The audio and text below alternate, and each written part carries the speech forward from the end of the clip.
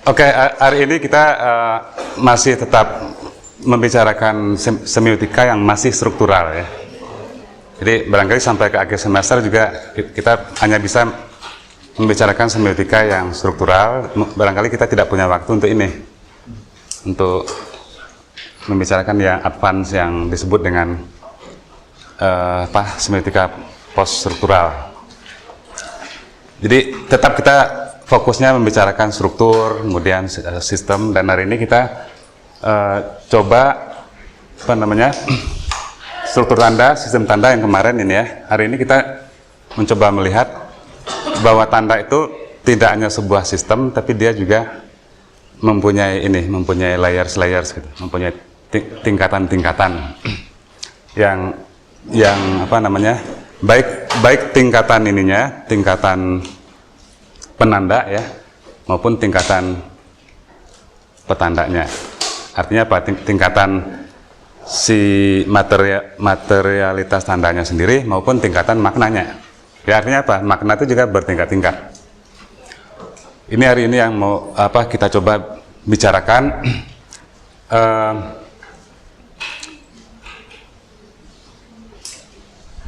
Dua konsep penting di dalam apa yang kita sebut tingkatan tanda tadi itu adalah konsep denotasi dan konotasi. Kita hari ini fokus membicarakan dua hal itu.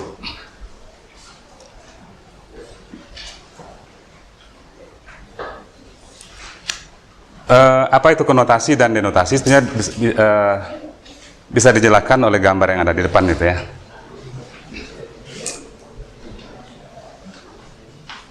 Ketika kita bicara denotasi, kita membicarakan sebetulnya apa yang kita lihat.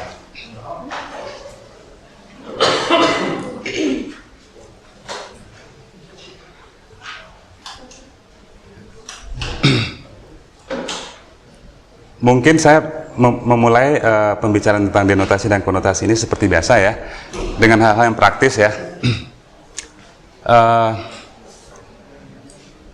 Denotasi kurang lebih kalau di Indonesia kan ya, akar katanya itu kan to denote. To denote itu artinya menggambarkan, melukiskan, menjelaskan, ya kurang lebih begitulah denotasi itu. Jadi kalau kita ambil yang di depan ini ya, yang di depan ini apa ini?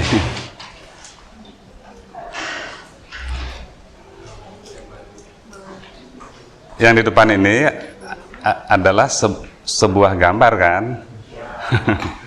Yang maka karena dia gambar, dia menggambarkan.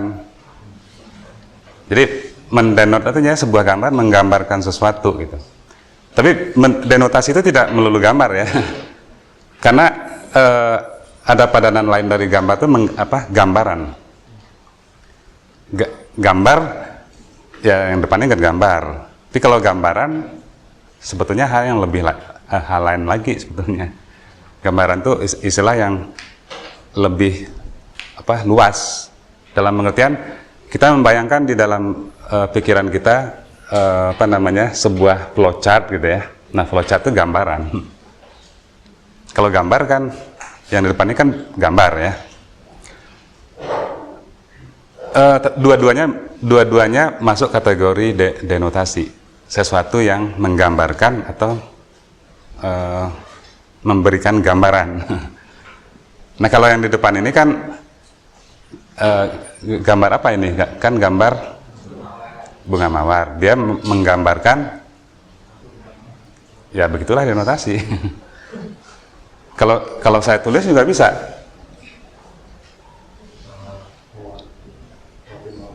Mawar. Nah, tulisan mawar itu menggambarkan nggak? Menggambarkan bunga, bisa juga menggambarkan seseorang yang bernama Mawar. Yang ada di iklan televisi itu kan.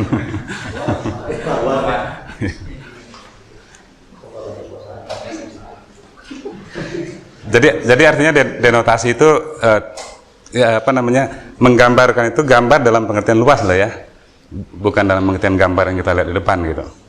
Itu denotasi. Nah sekarang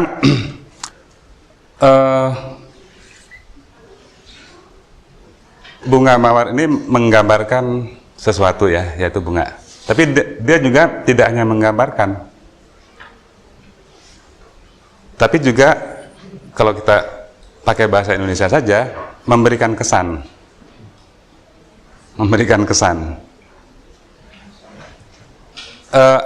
Antara gambar dengan apa yang digambarkan itu relasinya bagaimana ya?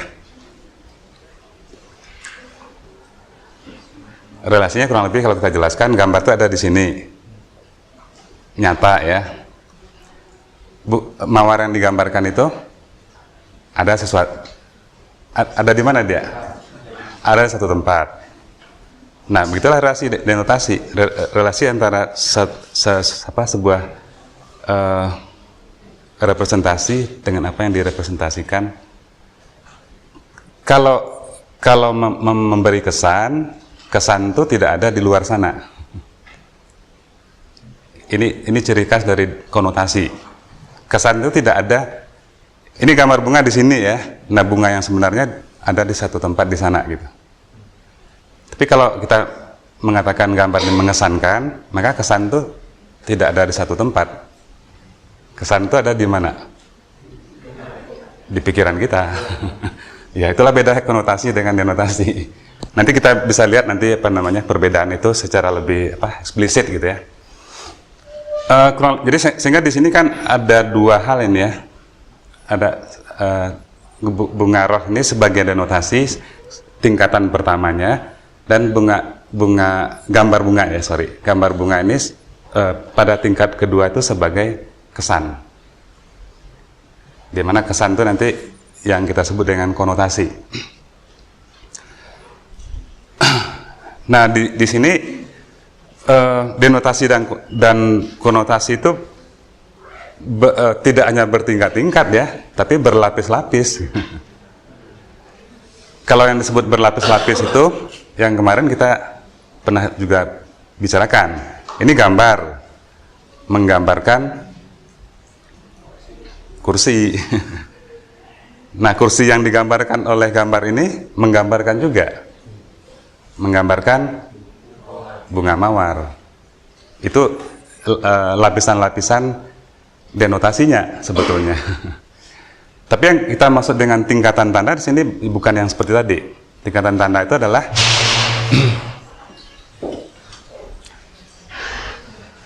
kita anggap kita sekarang melihat kursinya ya.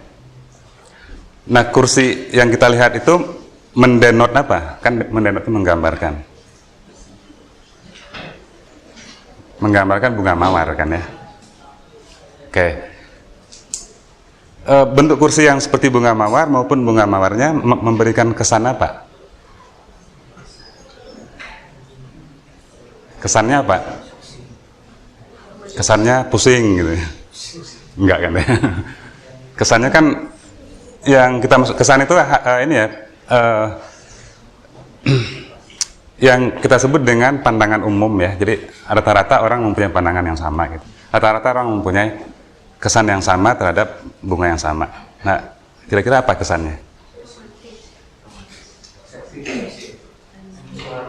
Ya, feminin, kemudian romantik kan ya. Romantis, feminin. Ini yang kita maksud dengan dua tingkatan ya. Saat bahwa kursi menggambarkan bunga itu denotasi, bahwa bunga itu memberi kesan cinta, itu adalah layar keduanya.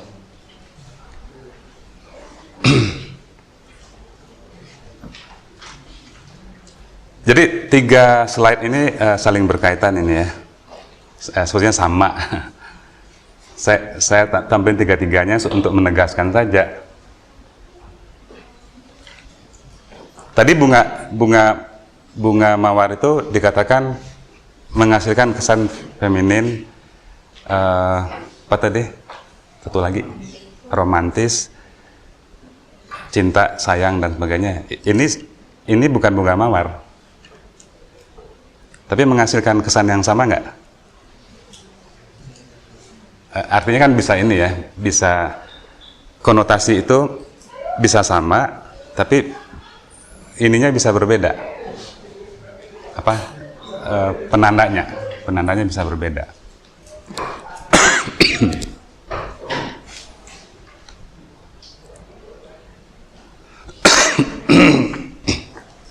Saya berikan contoh yang lain.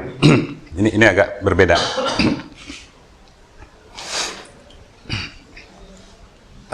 Sama dengan yang tadi ya, gambar ini ada dua tingkatan tanda di sini. Tingkatan tanda yang pertama ya bagaimana gambar menggambarkan sesuatu. Bahwa gambar menggambarkan sesuatu, kalau kita pakai teorinya Peirce itu namanya apa itu?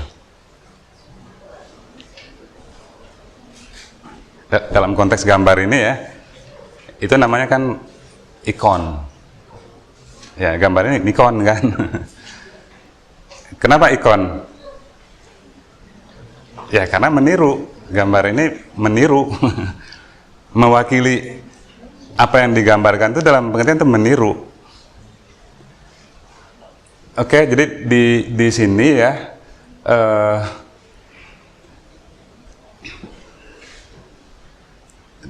gambar ini sangat menarik ini ya, karena cukup kompleks ini. Pertama kompleksnya itu dia berlapis-lapis tadi, ada denotasi, ada konotasi. Tapi dia juga menjelaskan lapisan-lapisan waktu juga.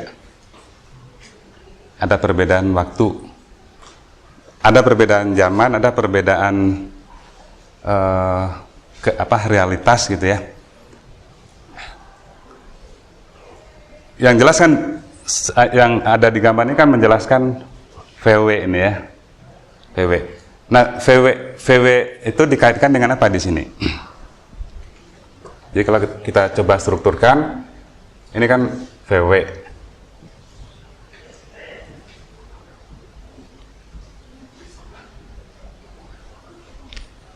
VW itu digambarkan, didenotkan ya, digambarkan berelasi dengan gambar yang hitam putih itu, yaitu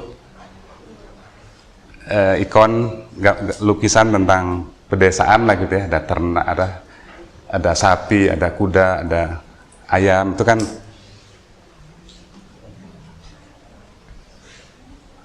kalau ada gambaran sapi, kuda, ayam, bebek gitu ya, rumput, nah itu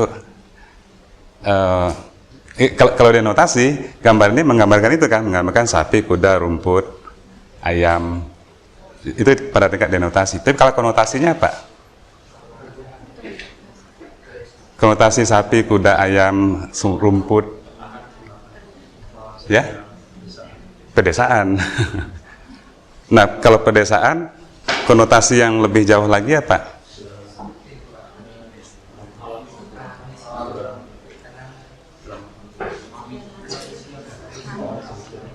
Yang harus diingat ya, konotasi itu bisa banyak loh ini, bisa macam-macam, tapi ada sesuatu yang berlaku umum gitu.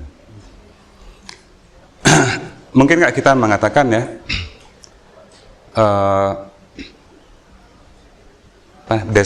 pedesaan itu konotasinya elit penguasa gitu.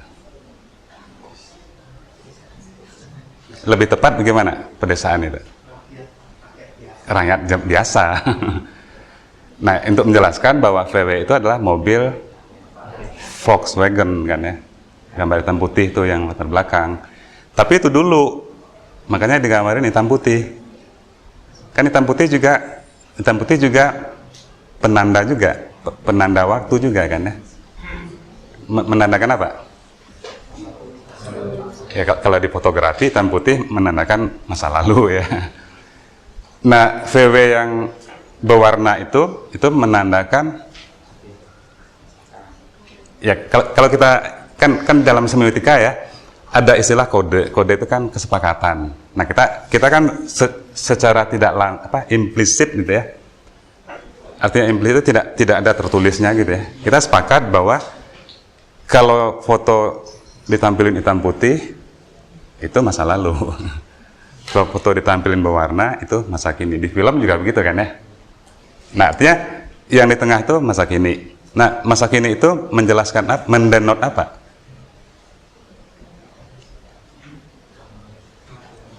Menggambarkan dua orang bangsawan, bukan petani. Menggambarkan dua orang bangsawan. Nah, artinya apa? Mengkonotasikan apa?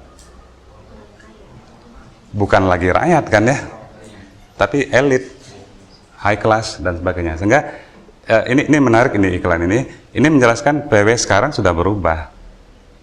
VW bukan lagi mobil rakyat, tapi mobil high class. Jadi itu yang tadi kita yang tadi kita jelaskan, ada dua layer di situ, dua tingkatan tanda, satu denotasi, satu konotasi.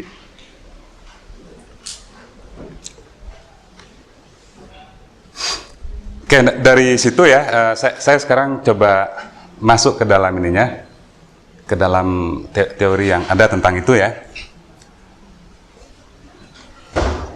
Di dalam teori ini saya sarikan dari Roland Barthes ini. Apa yang tadi telah kita bicarakan pada 3-4 gambar tadi distrukturkan seperti ini. Gitu. Ini adalah struktur dari apa yang tadi kita bicarakan. Kalau di awal dulu ya kita mengatakan tanda terdiri dari penanda dan petanda ya. Dalam pengertian sebuah pas foto signifiernya menggambarkan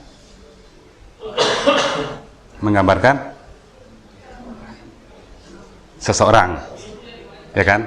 Nah, seseorang itu signified-nya. Atau tadi itu kursi menggambarkan bunga ya. Kursinya berbentuk bunga, artinya dia kan menggambarkan bunga.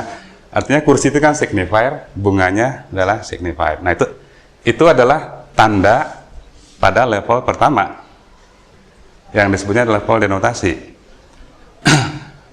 Artinya pada level denotasi itu sebuah tanda hanya menandai, sebuah tanda merepresentasikan sesuatu.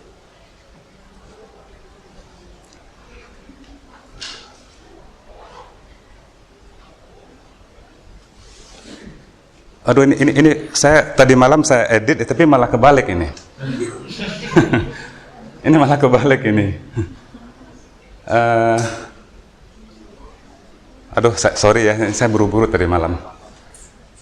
Jadi yang lateral itu yang denotasi, yang konotatif itu yang konotasi ya pasti ya. Jadi denotasi itu lateral, eksplisit maupun natural. Relasi antara penanda dan petanda itu pada level denotasi itu lateral, eksplisit, dan natural. Maksudnya lateral itu dia menjelaskan apa adanya gitu. Itulah lateral itu. Misalnya kalau di ini ya, di kamus ya ada sebuah kata misalnya bunga gitu. Nah, apa yang dijelaskan di kamus? Penjelasan tentang kata bunga itu? Bunga adalah bla bla bla bla. Nah, itulah denotasi. Menjelaskan apa adanya. Disebut juga eksplisit, disebut juga natural. Mengapa natural? Dalam kasus tadi itu hubungan antara wajah saya pas foto saya dengan wajah saya, hubungannya itu natural, alamiah. Maksudnya alamiah itu gimana? Tidak dibuat-buat, tidak direkayasa, tidak diada-adakan, tidak arbiter kan ya. Relasi pas foto kita dengan wajah kita arbiter nggak? Kan kita sudah membicarakan arbitrary kan ya? Arbiter nggak? Di karang-karang natural kan ya? Natural. Nah, denotasi pada umumnya bersifat natural seperti itu. Di dalam teori konotasi ya, jadi signifier di sini kan tanda ya, sign. Cuman sign pada level denotasi ini menjadi signifier pada level konotasi. Jadi relasinya begitu. Ini penanda dan petanda level denotasi digabung menjadi tanda, tapi tanda pada level denotasi ini menjadi penanda di level konotasi yang dia memiliki petandanya sendiri yang menjadi tanda pada level konotasi. Ada yang perlu ditanyakan nggak struktur ini?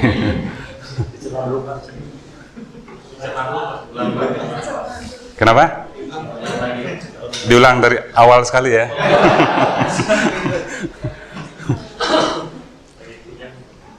Diulang dari awal tentang tanda ya. Oke, mudahnya begini ya. Mungkin yang ini aja lah, yang ini. Anggap kita melihat kursinya ya. Kita melihat kursinya, bukan gambar kursi. Nah, kursi itu adalah signifier. Signifier. Menggambarkan apa? Menggambarkan bunga kan? Iya. Dia kan meniru bunga. Meniru itu berarti kan menggambarkan. Ya, bahwa kursi itu kan bukan bunga. Kursi itu kan kursi bentuknya seperti bunga, berarti dia kan kursi itu kan penanda, dia meniru bunga dan bunga itu petanda. Cuman petanda pada level denotasi. Karena denotasi itu adalah penanda menggambarkan sesuatu. Nah, itu aja tugasnya. Oke, itulah yang tadi kita sebut level denotasi, bahwa kursi menggambarkan bunga. Nah, sekarang kursi plus bunga yang digambarkan itu, gabungannya itu kan kita sebut tanda kan? Kan tanda terdiri dari signifier. Nah, gabungan antara kursi dan bunga yang digambarkan itu adalah tanda. Cuman harus diingat tanda pada level denotasi. Tanda yang menggambarkan saja fungsinya gitu. Tapi gabungan dua-duanya menjadi penanda. Harus diingat, gabungan dua-duanya menjadi penanda baru untuk level konotasi. Ya, artinya apa? Kursi plus bunga menjadi signifier baru ya, yang dua-duanya memberi kesan, bukan lagi menggambarkan, tapi memberi kesan pada kita. Nah, kesannya apa? Kalau kita melihat kursi ini plus bunga yang digambarkan, ya bisa feminin, bisa tadi romantis dan segala macam ya. Itulah yang apa namanya disebut dengan signified pada level konotasi.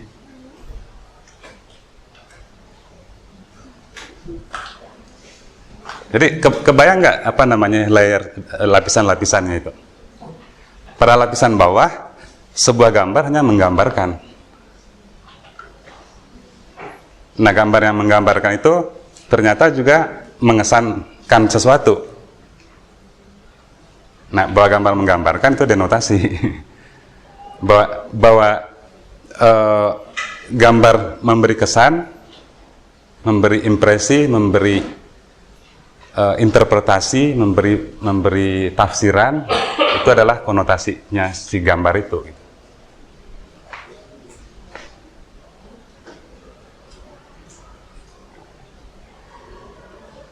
Ya, kira-kira ini nggak? Saya bisa ambil contoh yang agak linguistik ya. Contoh kata mawar itu. Kalau kita baca di kamus ya, apa penjelasan mawar? Sebuah bunga yang berwarna pink, harum, nah kan gitu ya. Nah itulah denotasi dari mawar. Sekarang kata mawar itu kita baca di sebuah novel.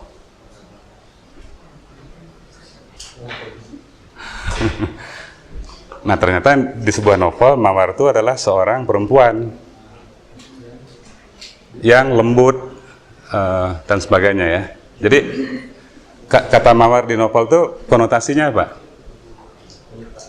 Lembut, perempuan. Nah itulah konotasi. Dengan pengertian bahwa konotasi itu ada dalam pikiran kita. Kalau konotasi adanya di luar sana. Iya. Ada pertanyaan tentang hal ini? Berarti nggak ada masalah kan ya? Nggak ada.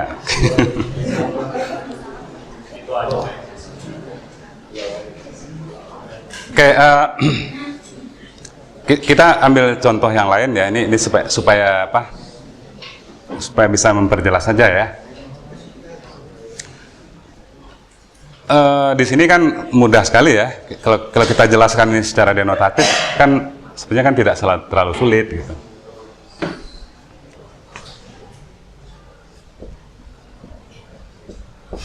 Apa signifiernya, penandanya?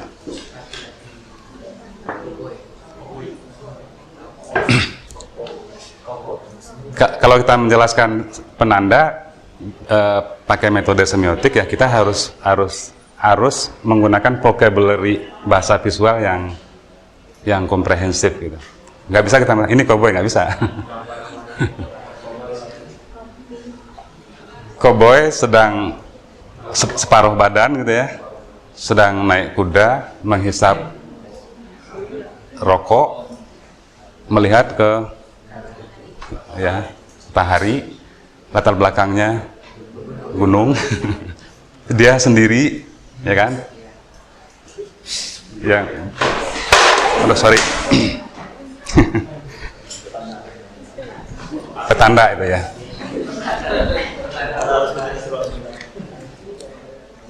Petanda harus pindah ya.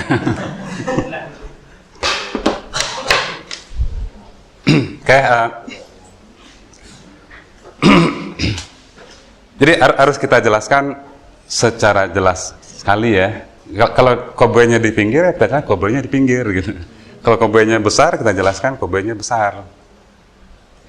Ini cowboy bukan? Bukan kan ternyata ya. Ternyata ini kan gambar cowboy gitu. Dan itu harus selalu kita ingat loh itu ya. Karena kalau kita berhadapan dengan cowboy-nya langsung ya, cowboy itu juga signifier juga. Kalau sekarang kan kita berhadapan dengan gambar cowboy-nya yang dipakai di iklan Marlboro. Iya. Nah, konteksnya di situ. Oke. Saya rasa kalau denotasi nggak susah ya. Kalau level keduanya, dari mana kita bisa menghasilkan konotasi tadi itu, kesan. Apa sih yang memberikan kesan yang spesifik pada iklan ini?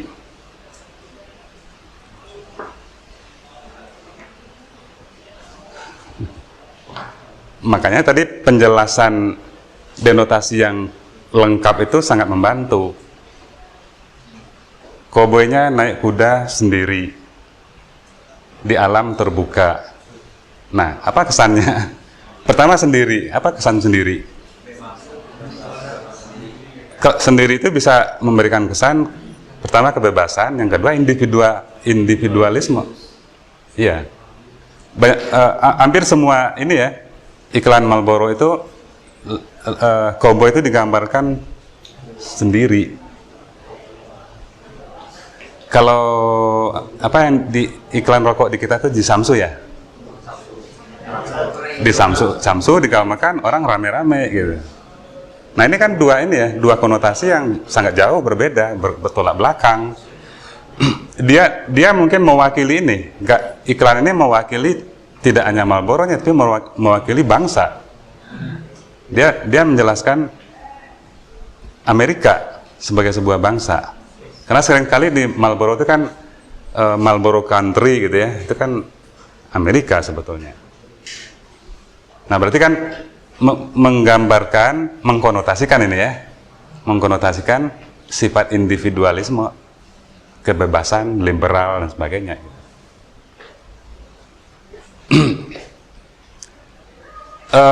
Konotasi ini ditiru oleh iklan mobil ini, sama. Laki-laki di sini digambarkan sendiri pakai mobil di alam terbuka. Nah, sama ini iklan yang sangat merayakan ini ya, individualisme. Coba kalau iklan Kijang dulu tahun berapa tuh, 5 tahun yang lalu. Digambarkan nenek juga masuk, tetangga juga masuk kan.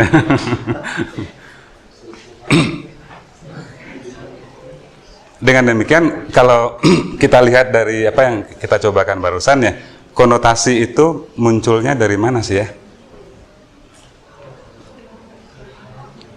Konotasi itu ada dalam pikiran kita, tapi munculnya dari mana? Munculnya dari pengalaman sosial kita, munculnya dari nilai-nilai budaya yang hidup di masyarakat kita atau di masyarakat tertentu seperti tadi itu Marlboro tadi.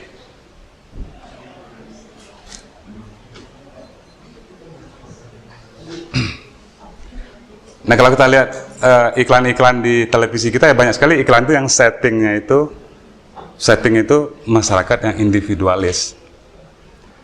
Pernah dulu ada iklan Imalt, nggak salah ya, iklan Imalt puasa, bulan puasa gitu. Ada seseorang naik motor sendiri pulang kampung, mampir di restoran, sholat sendiri, pergi lagi.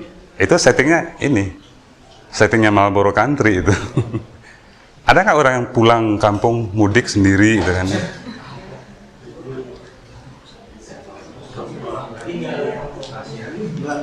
Jadi iklan itu salah setting gitu. Salah setting.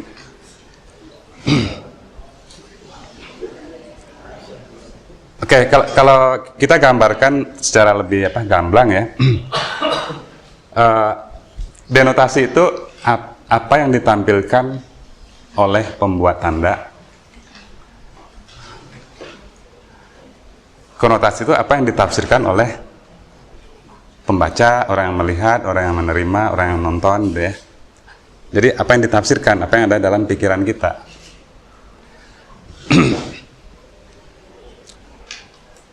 Dengan demikian ya, ada persamaan nggak dengan struktur tandanya Peirce?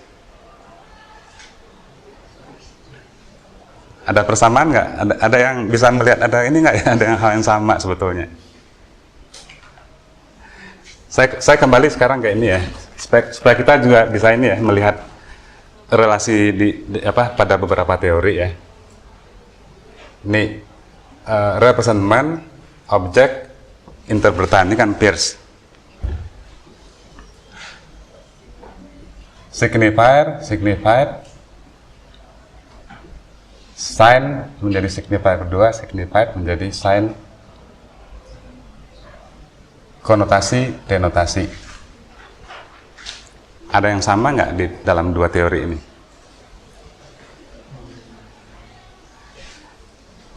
Kalau saya menafsirkan dua teori ini kan sering dikatakan bertentangan ya. Kalau saya melihat justru ini ada kesamaannya. Contoh gini ya, representment itu apa?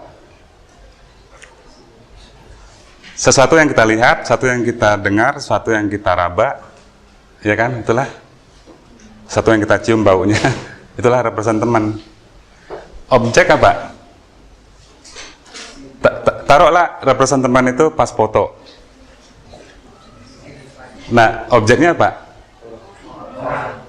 Orang, ya kan? Nah, apa nggak sama dengan ini? Jadi RO itu adalah denotasinya di teorinya Saussure. Terus ada pas foto seseorang gitu ya, ada orangnya, terus ada kesan di pikiran kita, itu kan interpretan itu kan apa yang ada dalam pikiran kita ketika kita melihat foto seseorang itu. Nah, apa yang ada dalam pikiran kita?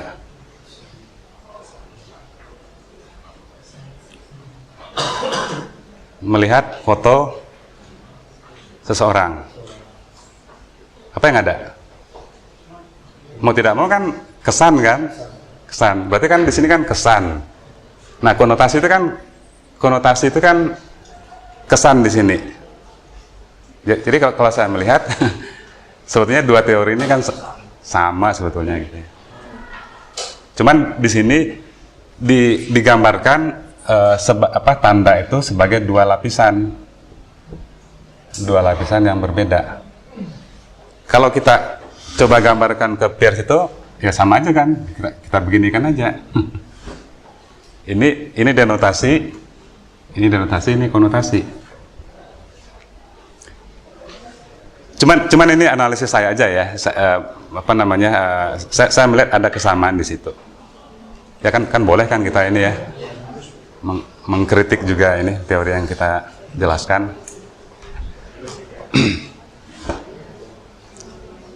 Oke, dari sana ya,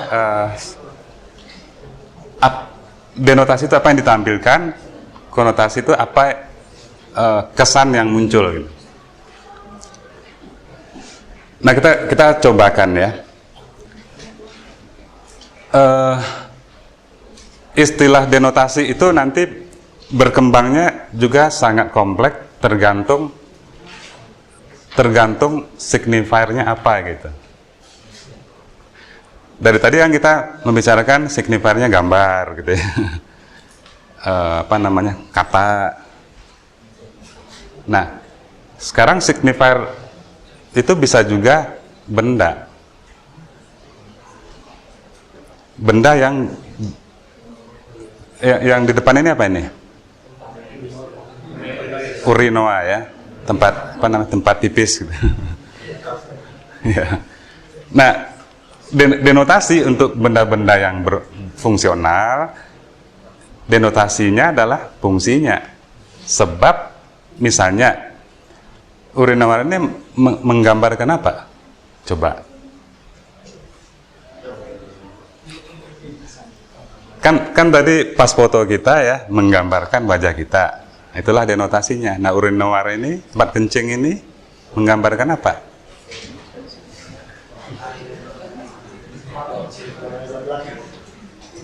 Menggambarkan mulut gitu? Enggak kan ya? Berarti karena dia tidak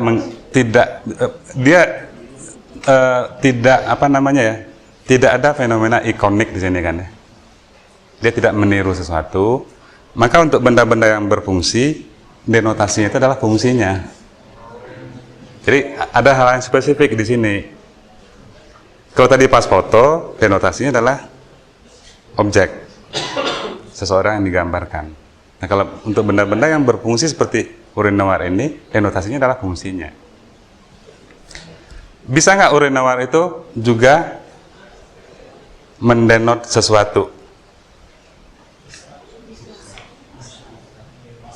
Bisa, sangat bisa. Ada tempat kencing yang baru-baru ini bikin heboh ya, bikin marah orang Kristen sama orang Islam. Gara-gara tempat kencing itu berbentuk seorang biarawati, perempuan pakai kerudung gitu kan ya.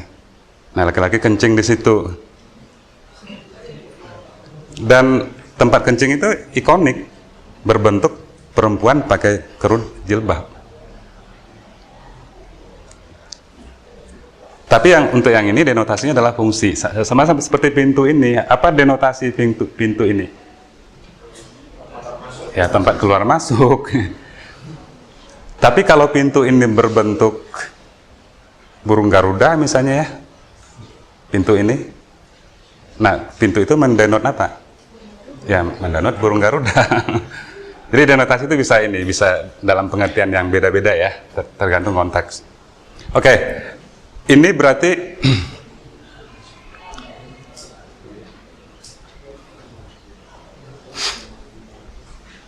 dikatakan di sini ya, denotasi itu makna yang definitif, literal, harfiah, jelas, pasti, atau common sense. Nah, hal yang pasti pada benda di depan ini apa?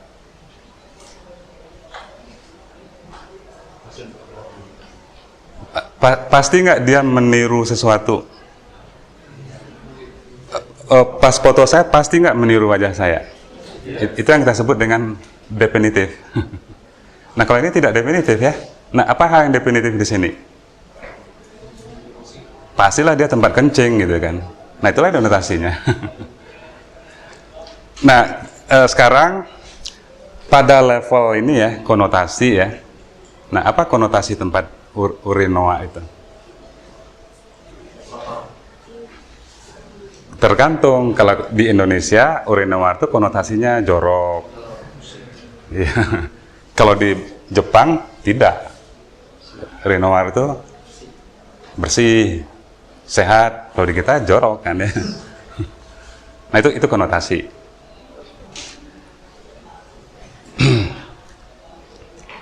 Jadi tadi udah kita jelaskan ya, konotasi itu hal yang nah, beda dengan konotasi ya. Kalau konotasi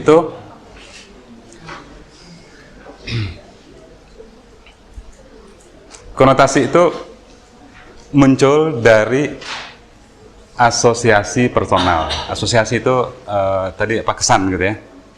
Muncul karena ada kesan personal maupun kesan yang berdasarkan nilai-nilai sosial dan budaya. Dia bisa terkait dengan keyakinan, bisa terkait dengan status, dengan relasi gender, dengan etnisitas, dengan strata sosial. Maksud saya gini ya, konotasi itu muncul, kesan itu pada sebuah gambar atau pada sebuah tanda muncul karena ada nilai-nilai. Nilai-nilai apa? Ideologi, keyakinan, gender, etnisitas, tabu, dan sebagainya. Nah, dari sana kita memaknai gambar gitu. Kita ambil contoh ini ya. Kalau secara denotasi kan bisa kita jelaskan lah ya. Kartu remi, ini P ini apa nih? Ya, kan biasanya kan king ya. Di sini P tulisnya ini. Oke lah, ini kartu remi ya, kartu remi, tapi bergambar Pak Harto. Itulah denotasinya. Nah, konotasi itu kalau kita merujuk pada nilai ideologi, status, gender, etnisitas, relasi kekuasaan, nilai-nilai budaya dan sebagainya. Nah, kira-kira apa kesannya?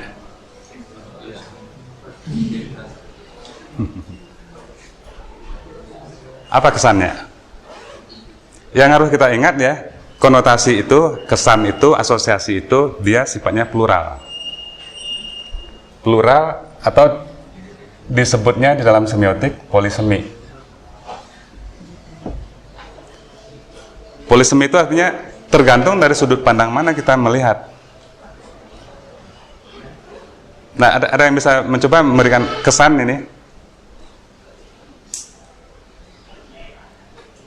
Kalau saya beri clue-nya, sampul DR ini menghina Pak Harto atau memujanya? Menyanjung, menghargai. Kalau saya bisa menyanjung. Iya, raja itu kan tinggi. Di dalam kartu remi itu kan paling tinggi itu kan raja itu kan. Bisa menyanjung kan ya? Yang mengatakan ini menghina siapa? Yang mengatakan menghina Pak Hartonya sendiri. Orang Tempo dulu pernah menyatakan di media ya, kami bukan menghina, kami malah menyanjung, katanya orang Tempo. Nah, dari sini kan kita bisa melihat ya, konotasi itu bisa macam-macam tergantung dari ini, ideologi, sudut pandang, keyakinan, dan sebagainya. Sama dengan ini ya, iklan angker bir itu, konotasinya apa?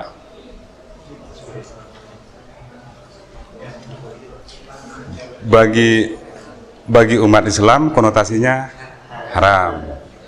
Bagi pabrik pembuat birnya, bagi peminum bir,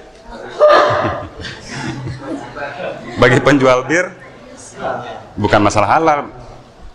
Bagi penjual bir untung gitu. Iya. Jadi tergantung sudut pandang kita gitu ya.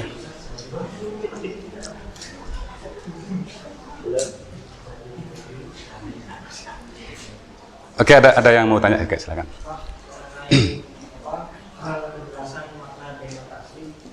Kalau ini kan memang benar-benar fotonya Pak Harto, jadi kita bisa menjelaskan bahwa ini gambarnya Pak Harto. Kalau yang tadi yang koboi itu kan sebenarnya dia bukan koboi Pak, tapi model yang digambarkan seperti koboi. Apakah sampai ke taraf modelnya itu? Atau kita cukup dengan gambar seorang koboi atau perlu model yang disarankan? Ya, memang di dalam semiotika ada ini ya, ada istilah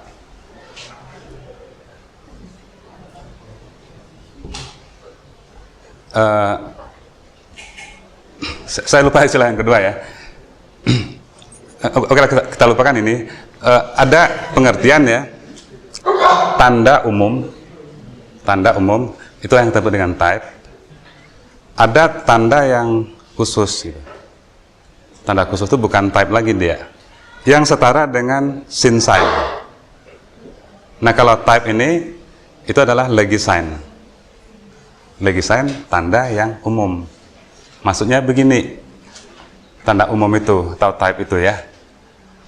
Gambar sendok garpu di tanda lalu lintas itu, sendoknya punya siapa itu?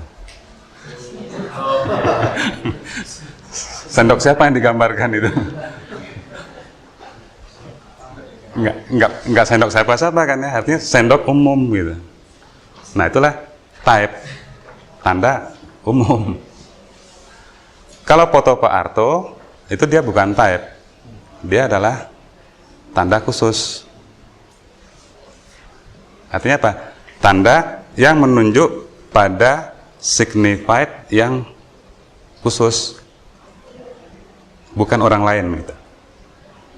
Nah, kalau sendok garpu yang tanda lalu lintas itu dia bisa merujuk ke sendok manapun gitu.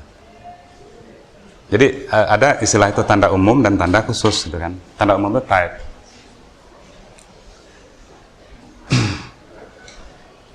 Jadi di sini memang ini ya, seperti misalnya ini anak negro yang menghormat bendera Prancis itu kan sembarangan anak negro aja. Tapi anak negro itu menjelaskan anak negro itu sebagai individu nggak ya? Sama nggak statusnya dengan Pak Harto ini? Beda. Anak negro itu type. Karena dia mewakili seluruh anak negro. Maka muncul istilah ini kan. Dari type itu muncul istilah stereotype. Stereotype itu kalau type itu diulang-ulang. Kan stereo itu kan ada kesan apa namanya diulang-ulang kan ya. Muncul istilah stereotype.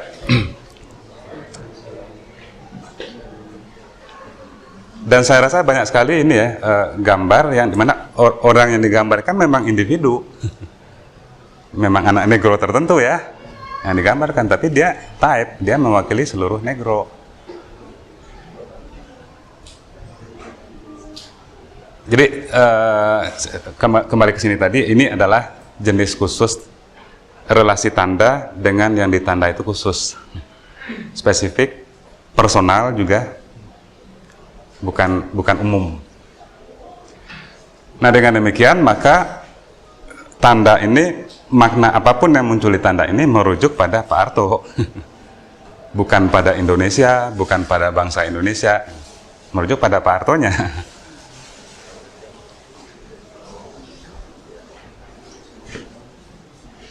Bisa nggak Pak Harto ini menjadi type? Bisa, kalau ada satu konteks tertentu ya, di mana Pak Harto itu diposisikan mewakili kalau istilah sekarang itu ikon dari bangsa Indonesia. Dia segera menjadi type, jadi tanda umum. Jadi di dalam semiotika memang ini ya, memang tidak ada satu hal yang ini ya, yang kaku gitu kan. Dia bisa ya karena tidak kaku tuh sering kita menjadi kesulitan memahaminya gitu. Iya. Oke, ada yang lain lagi? Oke, kalau nggak ada kita teruskan ya. Udah saya katakan tadi ya.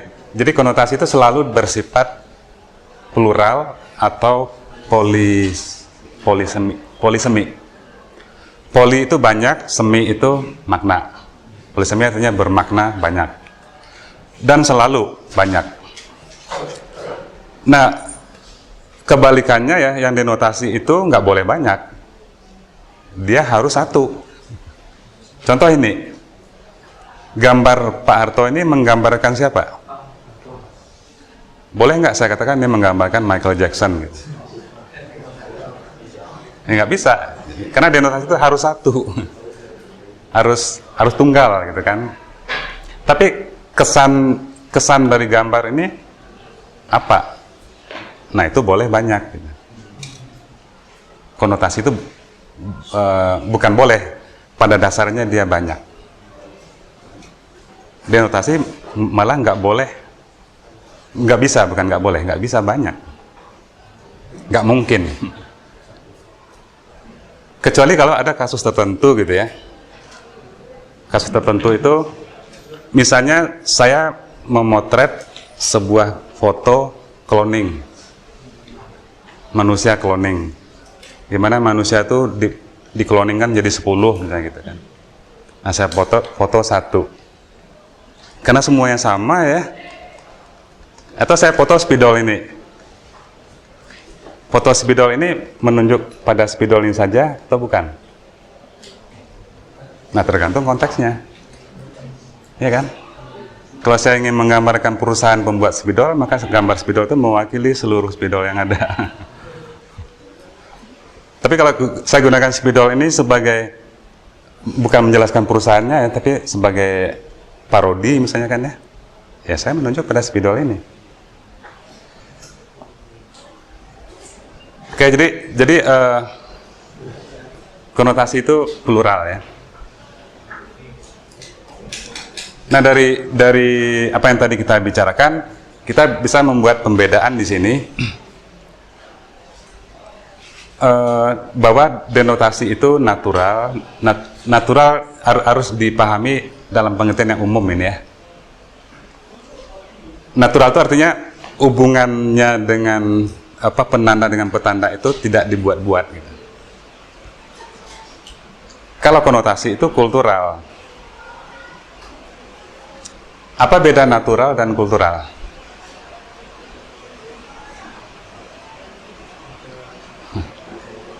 Ini satu teori yang besar ini ya, natural cultural ini satu teori besar dalam antropologi nih. Kalau kita pergi ke sungai ya, di sungai itu kita menemukan batu sungai yang bulat-bulat itu banyak gitu. Nah batu itu alam atau fenomena alam atau fenomena manusia? Maka batu itu dikatakan natural, belum tersentuh oleh manusia. Sekarang saya bawa batu yang di sungai itu sekeranjang ya, saya susun di halaman rumah saya, batu itu berbentuk hati. Maka batu itu masih natural nggak? Dia sudah kultural. Nah kulturalnya di mana? Ya karena ada intervensi kita memberi signified pada batu itu kan. Konotasi itu dia pada dasarnya kultural, tidak pernah dia natural. Dia kultural. Maksudnya kultural apa? Kita karang-karang gitu ya. Karang-karang tapi kita sepakat gitu. Itu yang namanya arbiter. Nah, sering juga dikatakan denotasi itu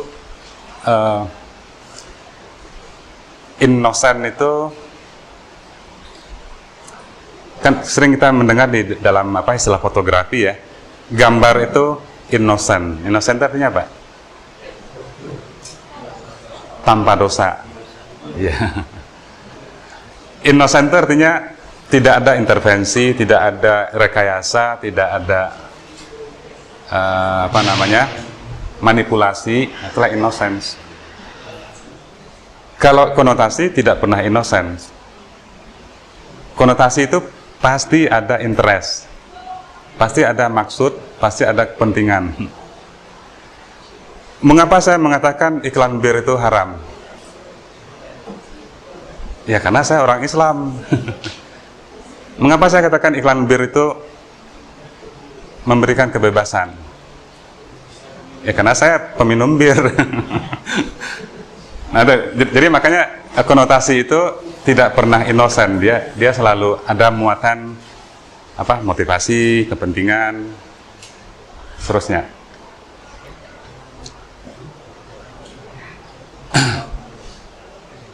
Explicit, implicit ya. Common sense, interpretatif. Maksudnya common sense itu tahu kan ya? Common sense itu artinya pandangan umum.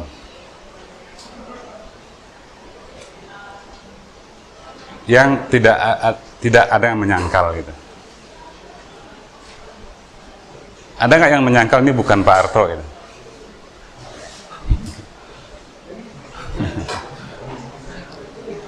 Nah itu yang kita sebut dengan common sense. Artinya common sense itu gimana ya? Kita percaya aja itu Pak Arto.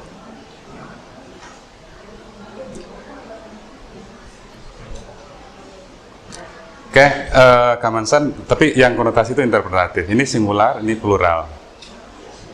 Yang terakhir ya,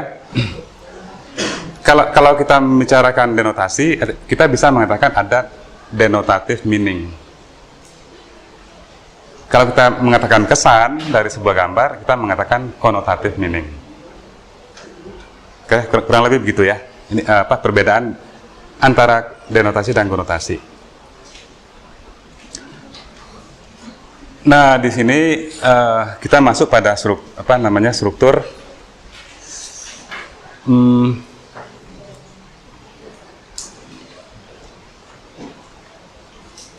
ini bukan ingin membuat tampak susah ya. Memang tidak mudah membayangkan ini nih. Tapi harus kita coba jelaskan. Saya ambil dari Roland Barthes ini, cuman saya modifikasi sedikit ya. Nah di sini kita harus memahami tingkatan-tingkatan tanda tadi itu. Tingkatan tanda kan denotasi konotasi ya. Itu satu model tingkatan. Nah harus kita pahami tingkatan tanda itu dalam konteks bukan tingkatan tanda tapi tingkatan dunia. Nanti akan saya jelaskan apa yang dimaksud dengan dunia. Kita mempunyai dunia kenyataan, realitas sehari-hari. Ya, itu kita sebut dengan dunia realitas kan. Di dunia realitas itu ada signifier, penanda yang belum dikaitkan dengan petanda. Di dalam semiotika digunakan istilah empty signifier. Signifier yang masih kosong signifiednya. Contoh, kita pergi ke hutan ketemu pohon. Nah, batu tadi. Nah, batu itu signifier apa? Ya, kalau kita mengatakan itu tanda-tanda adanya Tuhan. Ya bisa aja, cuman itu semiotika khusus yang namanya semiotika teologis. Jadi semiotika umum mengatakan itu hanya alam aja. Itu adalah fenomena alam saja, batu itu. Oke. Jadi ada empty signifier, penanda yang belum dikaitkan dengan sebuah petanda ya. Di pihak lain kita juga mempunyai konsep, arti, makna yang belum dikaitkan dengan sebuah materialitas tanda, belum dikaitkan dengan gambar.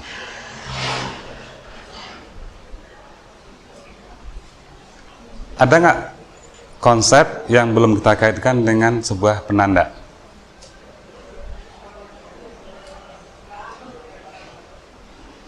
Ada nggak? Saya ingin tanya.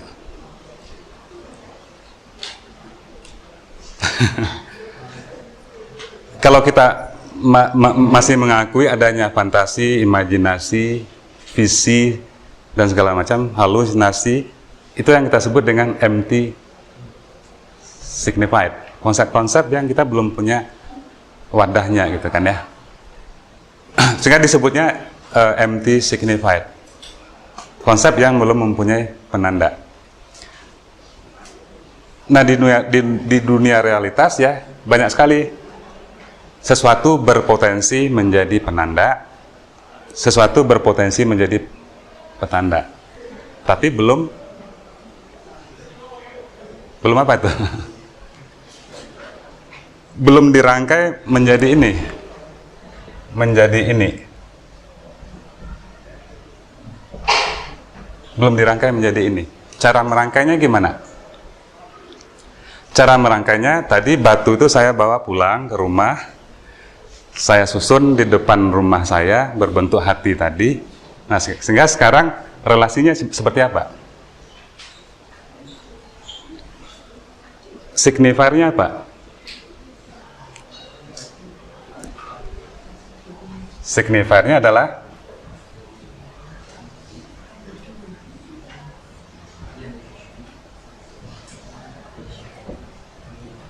batu yang saya susun berbentuk hati. Itu signifiernya. Signifiernya lukisan abstrak tentang hati. Benar nggak? Nah, oleh karena itu saya sudah mengkaitkan ya. Saya kaitkan batu itu dengan konsep hati. Maka batu yang tadi ada di dunia realitas sekarang masuk ke dunia tanda. Dia sekarang berada di dunia tanda. Kan tadi saya katakan ya, ini dunia realitas, ini dunia tanda, ini dunia budaya. Ini ya semuanya juga dunia, semuanya juga realitas, cuman ini untuk membeda-bedakan. Nah, mengapa batu ini menjadi tanda? Ya, kita ingat saja apa yang telah kita bicarakan di di sesi awal dulu. Sesuatu menjadi tanda kalau bagaimana? Sesuatu menjadi tanda kalau dia memenuhi dua syarat. Mempunyai penanda dan mempunyai petanda. Yang diikat menjadi satu seperti apa? Seperti selembar kertas. Apa itu selembar kertas? Signifier dan signified itu nggak bisa dipisah. Padahal di dunia realitas dia terpisah. Nah itu. Jadi ini yang disebut dengan ini ya, sesuatu memasuki dunia bahasa. Ini dunia tanda, ini dunia bahasa. Oke. Nah sekarang ini dunia bahasa. Di sini ada dunia budaya. Relasinya begini ya, tanda itu atau bahasa lah gitu ya, gunanya untuk apa sih? Apa guna tanda, kata-kata gitu kan? Gunanya untuk apa? Saya ambil contoh, apa guna kamus? Ya, gunanya agar kita bisa menyampaikan sesuatu, berkomunikasi, mengekspresikan sesuatu kan ya, menyimbolkan sesuatu, menandai sesuatu kan begitu fungsinya.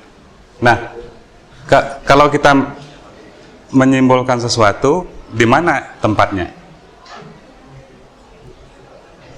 Tempatnya hanya bisa di dalam di dalam struktur budaya. Ini yang disebut dengan dimensi sosial dari tanda. Dimensi budaya dari tanda. Nah, apa relasinya dengan denotasi dan konotasi? Fungsi tanda pada level bahasa hanya menjelaskan. Fungsi kata mawar di dalam bahasa hanya menjelaskan apa? Menjelaskan bunga mawar. Nah, ketika bunga mawar dipakai di dalam grup band misalnya gitu ya, untuk menyatakan neurosis kan ya, menyatakan violence, menyatakan penolakan, kekerasan, pembangkangan. Nah, bunga itu sudah masuk ke wilayah apa? Bukan lagi wilayah bahasa, sudah wilayah budaya. Iya. Ini saya ingin menjelaskan level-level itu. Seperti itu gitu kan. Nah, sehingga ideologi itu kan nanti kan kita ada satu sesi tentang semiotika ini, ideologi dan mitos. Ideologi dan mitos adalah bahasa dimanipulasi untuk satu keyakinan tertentu, untuk satu mitos tertentu gitu. Jadi harus dipahami di sini bahasa sebuah dunia sendiri ya, yang dia tuh netral gitu. Nah, ketika direkayasa untuk kepentingan ideologi tertentu, dia bahasa itu sudah menjadi alat kebudayaan gitu. Kurang lebih begitu ya. Oke, nah dari struktur ini ya, ini kan tadi penjelasan latar belakangnya. Dari struktur ini kita melihat bahwa konotator itu konotasi ya, dia ada di dalam ini sebagai alat kebudayaan untuk mengkonotasikan, mengesankan seseorang, mengesankan sebuah kelompok orang, mengesankan agama tertentu, mengesankan bangsa tertentu. Itulah fungsi konotasi. Misalnya ya, George Bush itu ada nggak konotasi yang dikembangkan orang melalui foto-fotonya di internet? Nah, dikonotasikan orang sebagai iblis, kan? Nah, itu adalah konotator. Apa kepentingannya? Bisa untuk anti Amerika, macam-macam lah gitu ya. Nah, itu yang disebut dengan bahwa konotator itu ada motif di baliknya. Nanti kita jelaskan ini nih ya. Ada konotator, ada retorik, ada ideologi. Mungkin belum kita jelaskan sekarang itu.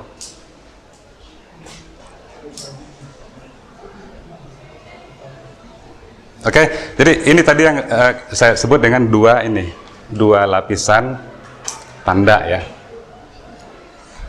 Oke, sejauh ini nggak ada masalah?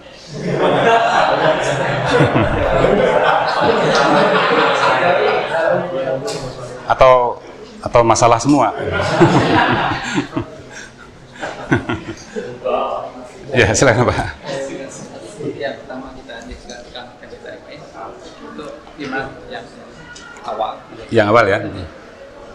Bagaimana kita tahu mulai dari latar belakang atau dari objek yang pertama dulu dibalik itu pesan. Jadi artinya gimana kita tahu itu gambar sesuatu yang bebek kemudian dikaitkan ke belakang, kalau dari depan bisa nggak bahwa itu yang ada di gambar foto itu? Yang gambar bebek? Nggak, yang PW. Oh, bebek.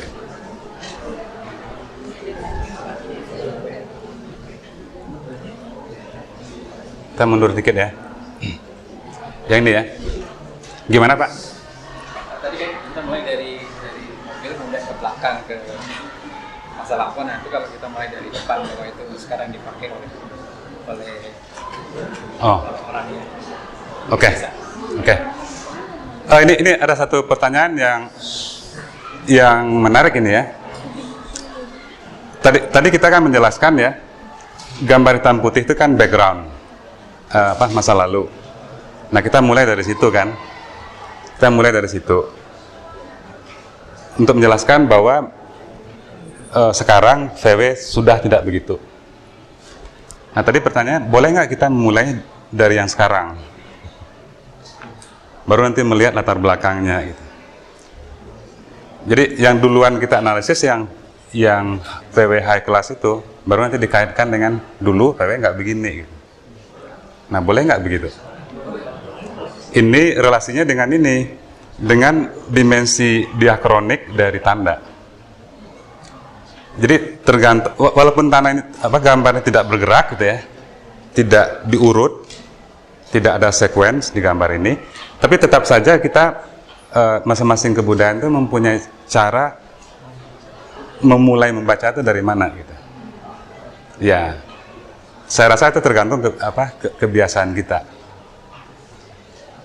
Nah, ya nggak tahu nih ya, mungkin ada yang terbiasa membaca gambarnya si tokohnya dulu, baru latar belakangnya gitu. Tapi saya rasa yang umum adalah kita membaca latar belakang dulu. Kalau kita bikin tesis, apa dulu? Pakai kesimpulan dulu. Nah, cara kita mengerjakan tesis itu kan berpengaruh pada cara kita membaca gambar. Ya kan? Misalnya latar belakang dulu gitu. Tapi masalah boleh apa enggak sih, boleh aja gitu. Dari manapun kita mulai itu nggak masalah sebetulnya. Ya. Kalau misalnya itu kan gambar lukisan dibilanginnya kan secara permukaan bahwa itu bangkawan. Tapi Ya. itu kan dari tulisan cara melukisnya itu tuh atau zaman kapan gitu kan. Terus bangkawannya saat itu siapa? Jadi batasannya itu sampai mana sih Pak sebenarnya gitu. Sebenarnya kan masih banyak yang kita bisa interpretasi lagi lebih dalam gitu. Iya, memang ini banyak yang harus kita yang harus kita ungkapkan secara hati-hati dan detail. Tanda-tanda masa kininya kan hanya dari warna aja kan ya. Padahal lukisannya lukisan dulu juga gitu. Itu jadi waktunya kan jadi. Iya, artinya mungkin dia tidak mementingkan tokohnya. Karena yang dia ingin angkat itu kan high class-nya. Gambar ini kan bisa kita ganti dengan orang pakai jas bawa tas kantor gitu ya. Naik mobil Mercedes-Benz gitu kan. Bisa juga ya. Tapi dia pasti mempunyai ininya. Pasti mempunyai alasan sendiri gitu. Jadi sebenarnya ini kan dikonsumsinya umumnya Pak ya. Iya. Jadi cara dia membatasi itu gimana? Ya kan maksudnya interpretasi orang kan bisa beda dan dalam atau daftarnya kan tergantung orang. Takutnya apakah ada jadi salah interpretasi yang bisa jadi tidak sesuai dengan apa yang dituju gitu Pak? Ya kita gini ya, kita mungkin tidak perlu mengecek apa yang dimaksud oleh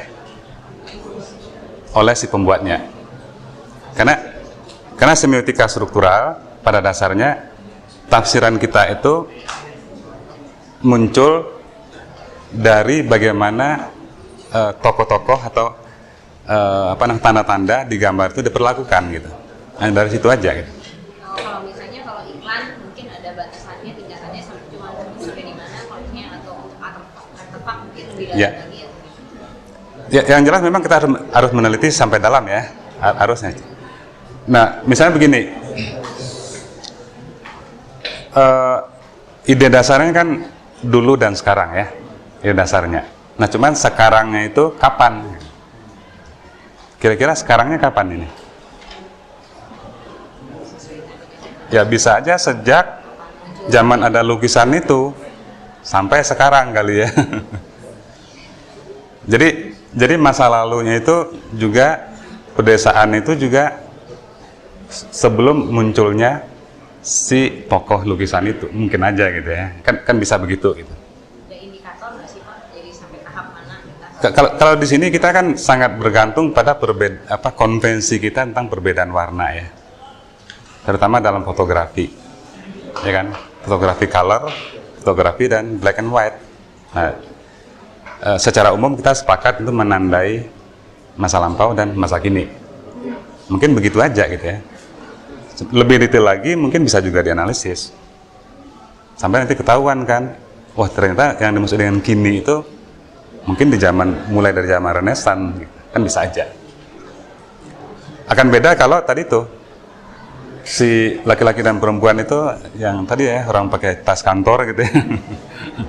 Berarti kan high kelasnya sekarang. Digambarin di belakangnya Sogo misalnya itu kan.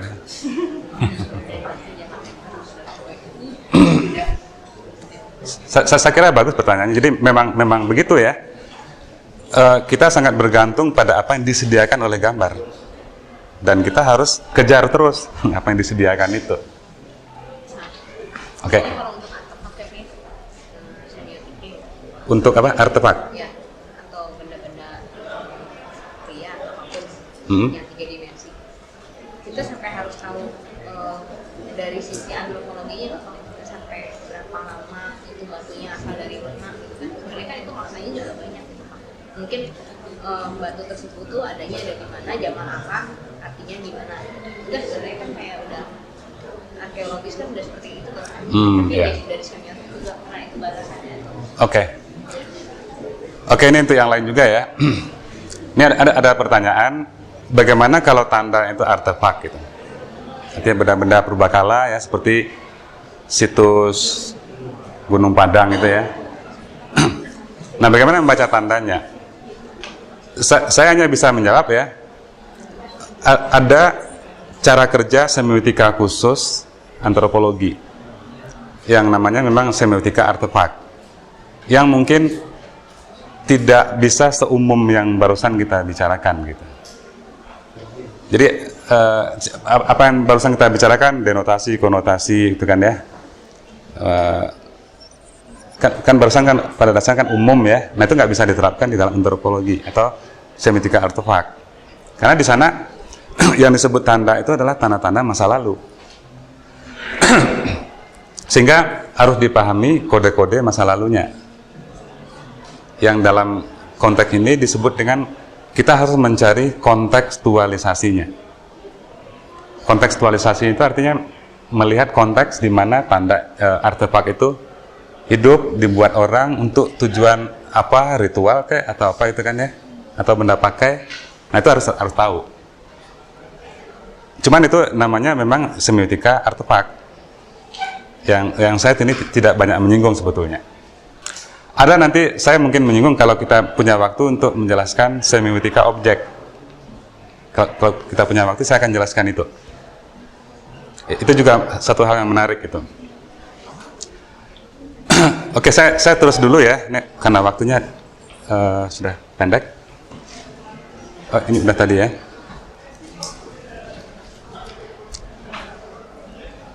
Oke, nah kita sini mencobakan satu kasus, kebetulan ini dari Roland Barthes sendiri ya. Ini luar biasa contohnya ini kasusnya. Tugas kita di sini adalah melihat fenomena denotasi dan konotasinya. Kalau saya tanya,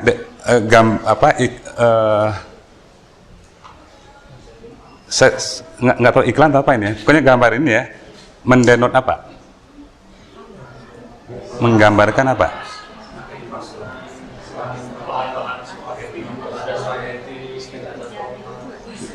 Ada tomat, ada spaghetti, ada pasta, ada keranjang gitu ya. Ada tulisan berbahasa Prancis. Berbahasa Prancis ya. Nah, maksud saya begini ya.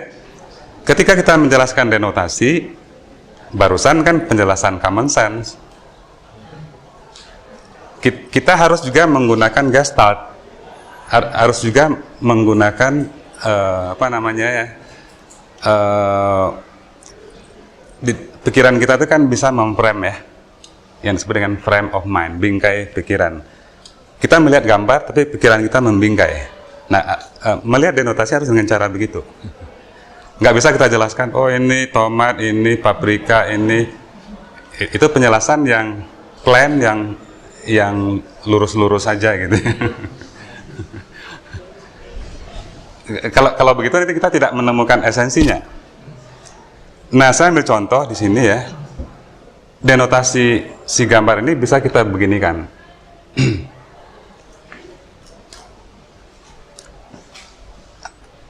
Apa di sini yang berbeda? Yang tadi saya katakan, kita menggunakan Gestalt. Gestalt itu apa? Teori persepsi di mana ketika kita melihat sesuatu, kita cenderung mengelompok-ngelompokkan sesuatu. Itu kan cara kerja pikiran kita. Nah, di sini kan kita sudah mulai mengelompokkan. Ya kan? Artinya kita di sini menggunakan ilmu ini ya, ilmu aksiologi, ilmu klasifikasi. Pikiran kita mengklasifikasikan. Sebab kalau tidak diklasifikasikan, tidak akan ketemu intinya, esensinya. Sehingga di sini kita mempunyai 4 kelompok penanda. 4 kelompok penanda. Pasta, kaleng Panzani salsanya, saset Panzani, 3 produk itu ya. Berarti yang sebelah kiri itu produk Panzani. Panzani itu kan pembuat itu kan bahan itu. Nah, kelompok kedua tomat. Ini harus kita jelaskan sampai detail ya. Nggak bisa kita jelaskan tomat gitu kan ya. Siapa tahu tomatnya udah busuk. Ada nggak tomat busuk dijadikan gambar? Ada. Nah, ini kan bukan tomat busuk. Ya kan? Semuanya kan segar, tomat segar, mengkilat kan? Mengkilat, kencang. Ini tomat segar, bawang segar, paprika segar, jamur segar, semuanya segar. Terus ada kelompok 3. Kelompok 3 itu saya nggak mengatakan keranjang belanja ya, karena bentuknya jala gitu. Bentuknya seperti jala gitu ya. Kalau saya katakan keranjang itu salah lagi kan ya. Jadi tas belanja, kalau tas kan nggak juga. Kayak saya kan jala belanja aja udah. Apa pentingnya jala belanja ini? Nanti kita bisa jelaskan nanti ya. Nah, kelompok yang keempat adalah kita harus ingat juga ya, warna itu juga menjadi tanda. Warna itu juga bisa mengkonotasikan sesuatu. Maka di sini ada kelompok warna yang menonjol ini ya. Merah, hijau, putih. Merah, hijau, putih.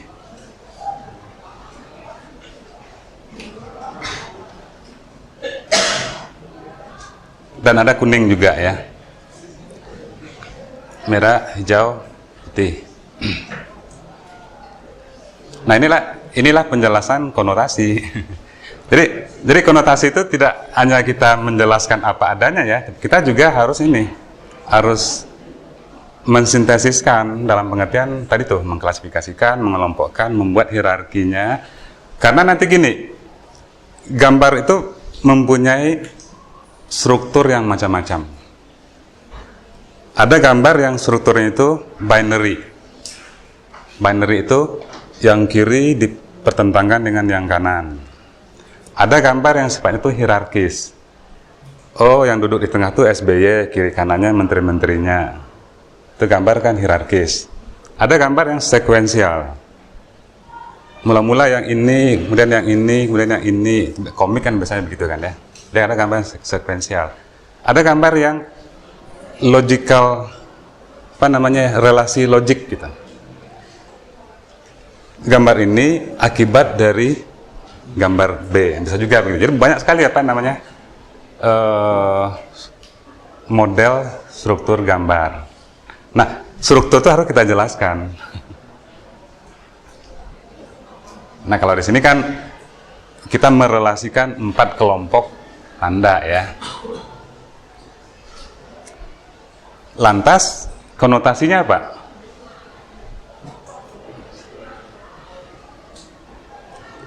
Sekali lagi saya ingatkan ya, konotasi itu kan muncul dari bagaimana tanda itu diperlakukan, itu pertama. Yang kedua, muncul dari relasi. Kan di awal kita mengatakan ya, semiotika struktural memahami makna itu dari apa?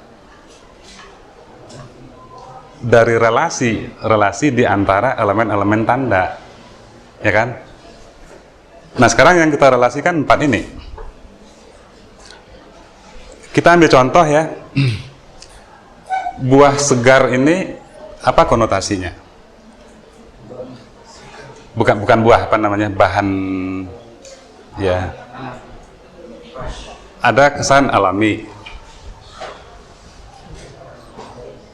ya, natural, fresh. Kalau satu yang natural, alami, sehat,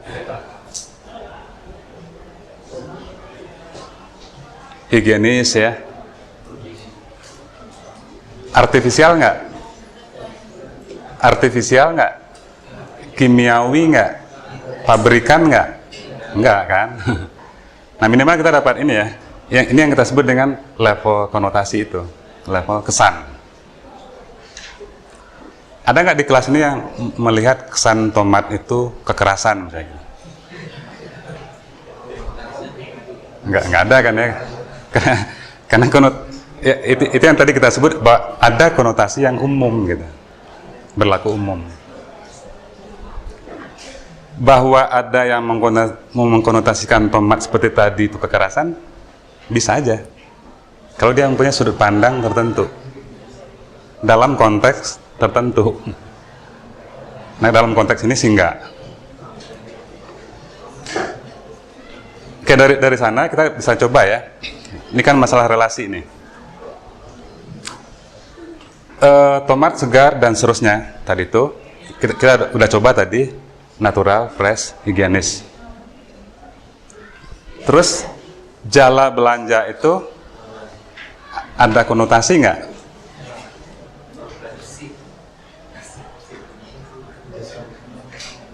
Jala belanja ini ada konotasinya nggak? Pertama jangan konotasi dulu. Ada penjelasan denotatifnya nggak?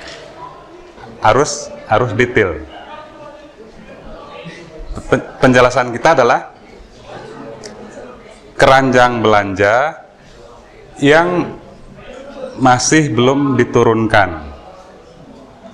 Jadi ada seorang belanja, dia baru datang dari pasar ini, masih megang keranjang belanjanya belum diturunkan. Ini kita pakai logika aja, karena nggak ada gambar tangan di situ kan ya. Kita pakai logika aja. Maksudnya logika itu, ada nggak orang yang iseng gitu ya, habis belanja terus digantungin di dinding belanjaannya gitu.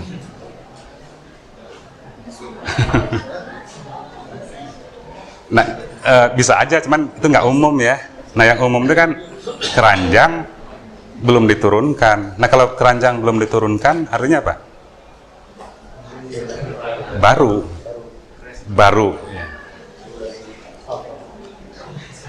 Baru dari Alfamart. Just coming dengan ya, baru saja datang dengan. Makanya dia segar gitu. Terus warna merah, hijau, putih itu. Nah, inilah yang disebut dengan ini ya. Warna merah, hijau, putih itu bukan Itali. Bukan konotasinya Itali, tapi keitaliaan. Ya, kalau Itali itu namanya bukan konotasi, itu adalah indeks. Itu indeks. Kalau konotasi adalah dia tiga warna itu memberi gambar tentang kita, tentang kehidupan Itali, orang Itali, bangsa Itali, seluruh Itali. Nah, makanya namanya Italianicity. Sama juga, merah putih itu tidak menggambarkan Indonesia. Itu hanya sekedar indeks. Kalau konotasinya adalah keindonesiaan. Dengan segala sifat-sifat orangnya, ya kan? Itulah Italianicity. Sehingga kita bisa menggunakan konotasi kesundaan, kejawaan, kebaratan, ketimuran, itulah bahasa-bahasa konotasi gitu ya. Oke, dari struktur ini ya, kan dari awal kita mengatakan ya, memahami makna itu caranya melihat relasi. Maksud saya, apa hubungan antara seperangkat buah tomat ini dengan seperangkat pasta itu?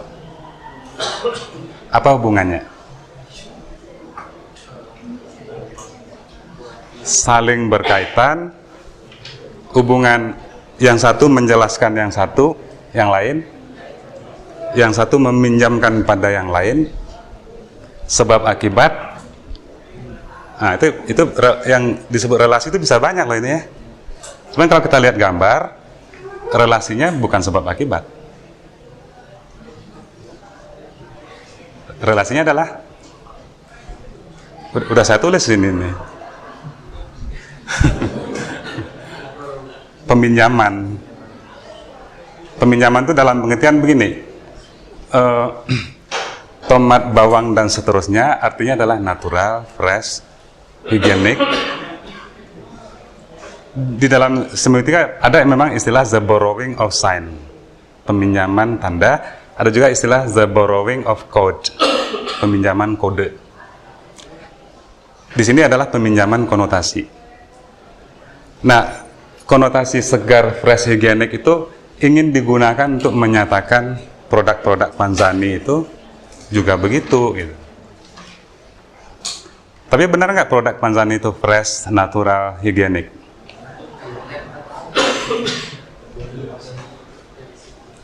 Wah, ini baru keluar dari pabrik, gitu.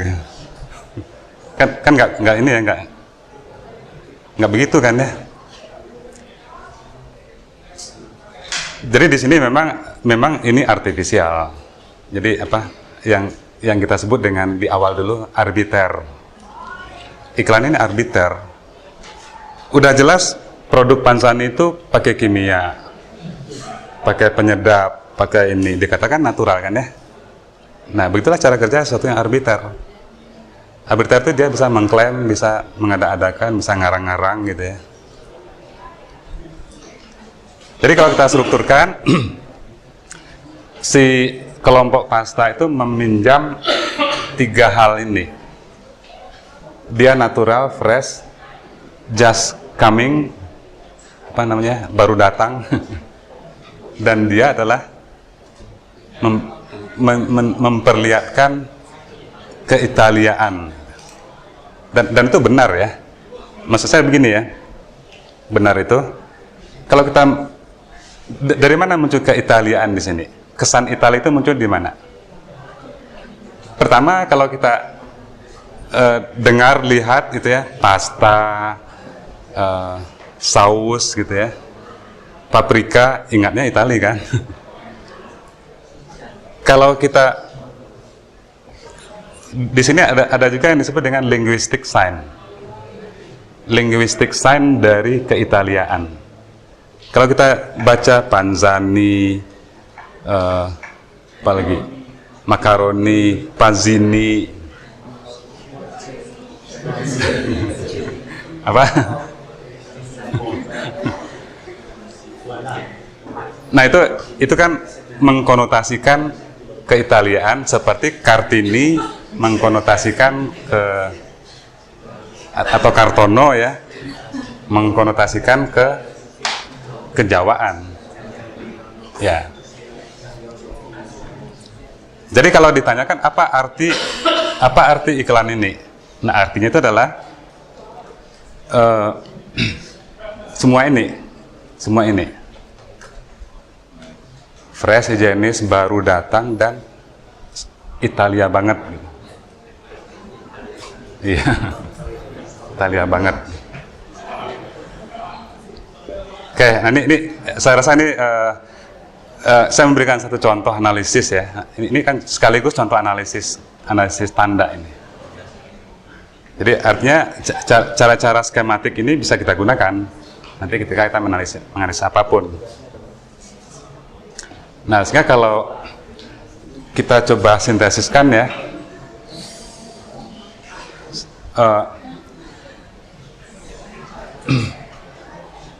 di sini ada yang disebutkan proses ideologi. Yang tadi yang saya katakan, pada level kebudayaan itu ada pengideologian sesuatu gitu. Ya, kita belum apa sudah ya teori ideologi di desain dan kebudayaan sudah ya.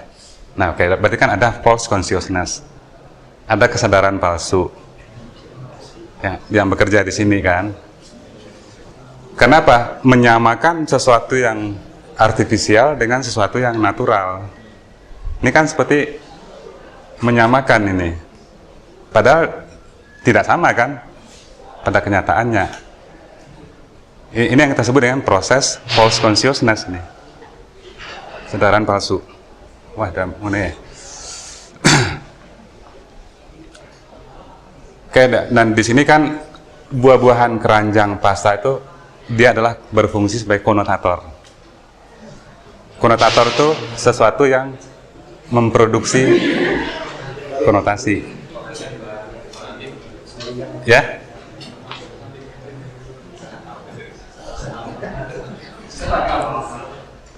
Kan belum jam 1 kan?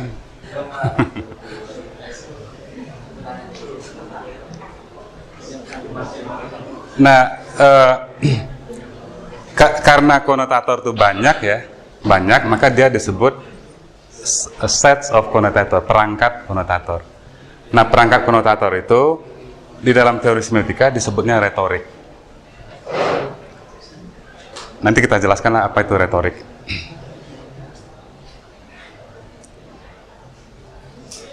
Oke, mudah-mudahan bisa satu contoh lagi ya. Oke, ini contoh kedua.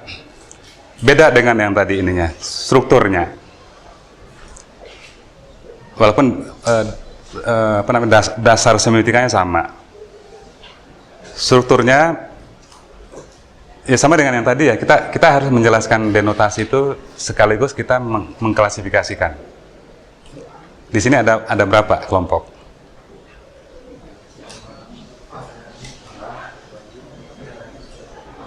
Secara garis besar ada 2 kelompok besar. Kalau kita gambarkan 2 kelompok besar. Anak negro memberi hormat dengan khidmat gitu ya. Di pihak lain ada seragam militer Prancis, ada bendera Prancis walaupun tidak terlihat, ada tulisan berbahasa Prancis. Nah, 2 kelompok besar. Nah, bedanya dari yang tadi ya. Bedanya dari yang tadi itu di sini ada mekanisme, kan tadi di awal kita mengatakan memahami makna, memahami relasi. Di sini kan 2 kelompok. Nah, relasinya apa gitu? Di sinilah bekerja apa yang disebut dengan mitos, walaupun kita belum membicarakan mitos ya, tapi cara kerjanya kurang lebih begini.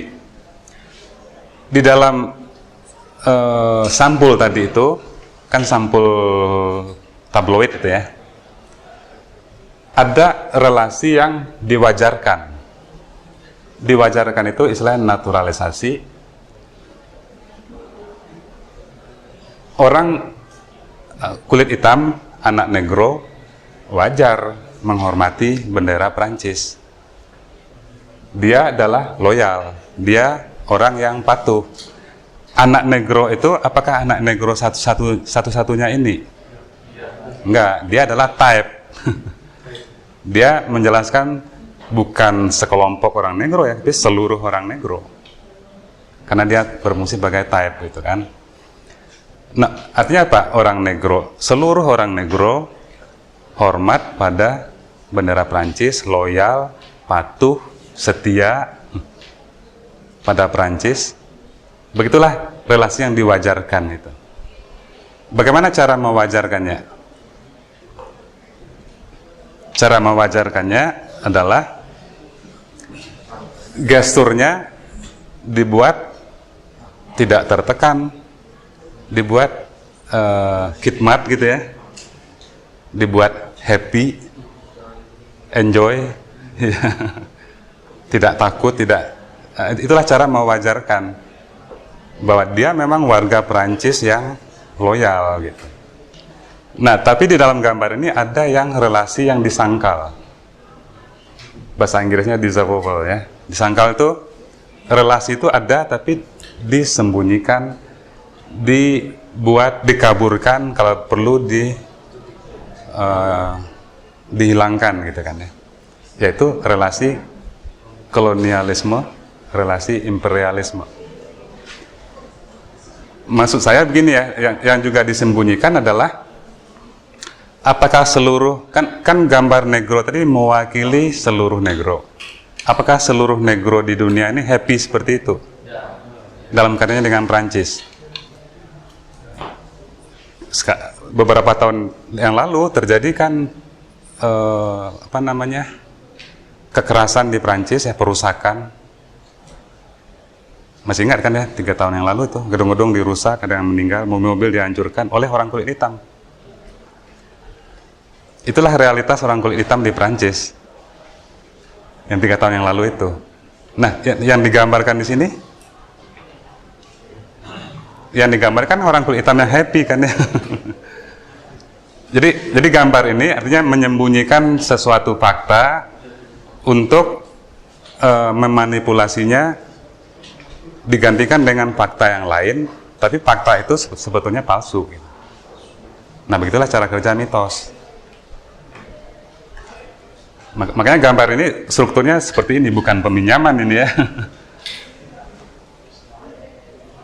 Bukan peminjaman orang kulit hitam untuk orang Prancis atau sebaliknya, tapi adalah ini, relasi penyembunyian sesuatu. Jadi nanti saya rasa ya, gambar-gambar itu macam-macam ininya, relasinya. Kalau ini kan penyembunyian. Kalau yang tadi Panzani itu peminjaman. Ada lagi konflik.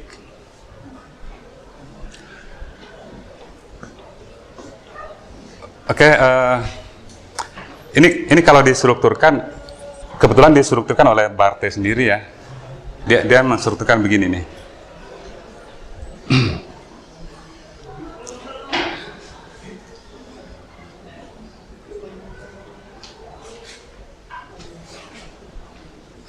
Ini dari Barthes sendiri, dia menjelaskan, ini tulisan dari Barthes sendiri ya, Great French Empire.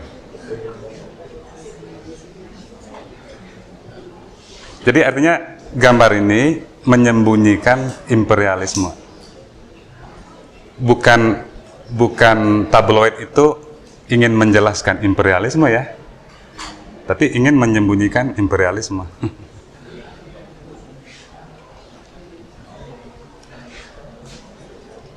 Oke, nah saya punya satu contoh lain.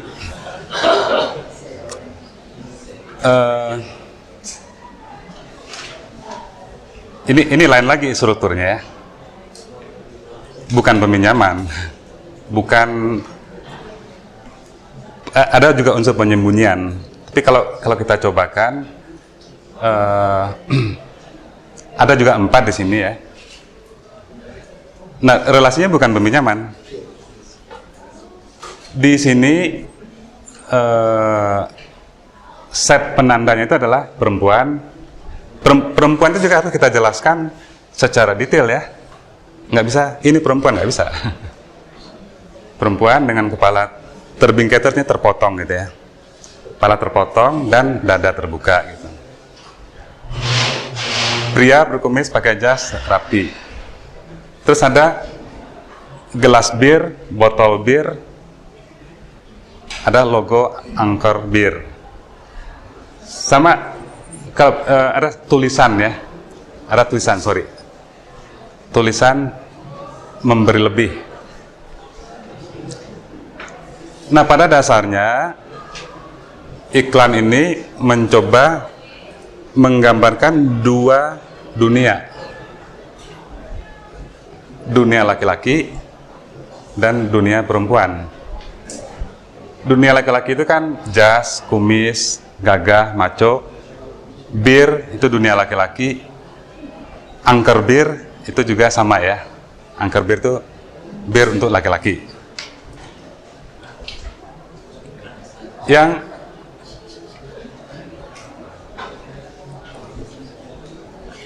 saya coba ringkas saja ya. Kurang lebih kan jantan, kuat, ada lebihnya. Lebihnya itu dari kata lebih ini nih. Kata lebih di bawah itu. Jadi lebih itu diperuntukkan untuk laki-laki dan birnya, bukan untuk perempuan. Nah, sehingga relasinya itu adalah sifat-sifat laki-laki ini dengan segala konotasinya itu untuk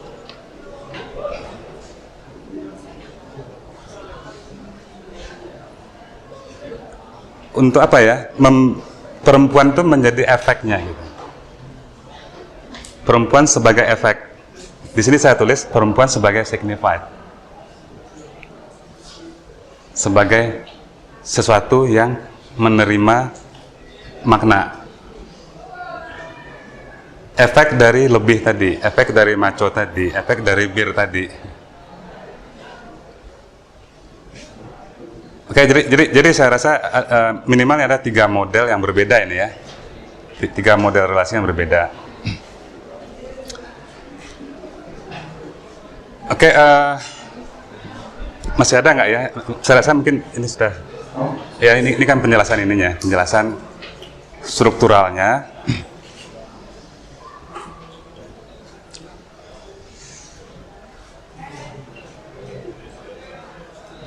Udah selesai.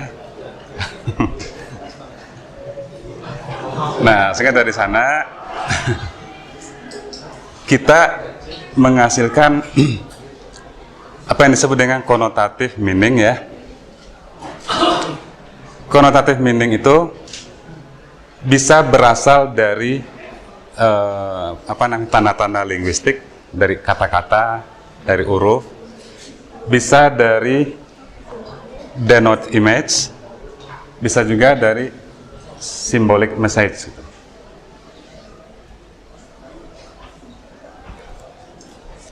Jadi maksud saya ada linguistic message, kata lebih tadi itu linguistik itu dikaitkan dengan denote image. Denote image itu laki-laki, gambar laki-laki. Jadi kata lebih itu sebagai bahasa gitu ya, tertulis, dikaitkan dengan laki-laki sebagai bahasa visual. Kalau nggak ada kata lebih itu, coba kalau nggak ada kata lebih di bawah itu, maka bagaimana menjelaskan bir itu? Nggak bisa kan ya? Maka diperlukan di sini linguistic sign. Kalau nggak ada, dia bisa macam-macam nanti. Oke, jadi saya rasa di sini ada 3 sumber dari konotasi itu. Saya nggak bisa menjelaskan satu persatu ini ya, karena ini terlalu banyak ini. Misalnya konotasi itu bisa muncul ya, misalnya laki-laki, jantan, perempuan, efeknya bisa muncul dari jarak, dari pencahayaan, dari framing, fokus, kecepatan, warna, background program. Di iklan tadi yang jadi background siapa? Perempuan, laki-lakinya foreground. Berarti yang penting siapa?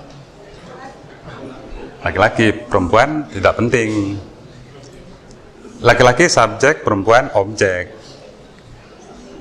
Laki-laki yang memberi efek, perempuan yang menerima efek lebih tadi. Oke, jadi kurang lebih begitu penjelasan tentang denotasi dan konotasi. Sebetulnya ini sangat kompleks ininya, banyak sekali detail-detail yang bisa kita jelaskan. Seperti tadi itu, apa konotasi artefak? Nah, kita belum menjelaskan apa-apa di sini tentang artefak. Oke, berhubung waktu sudah habis, saya tutup aja ya kuliah hari ini.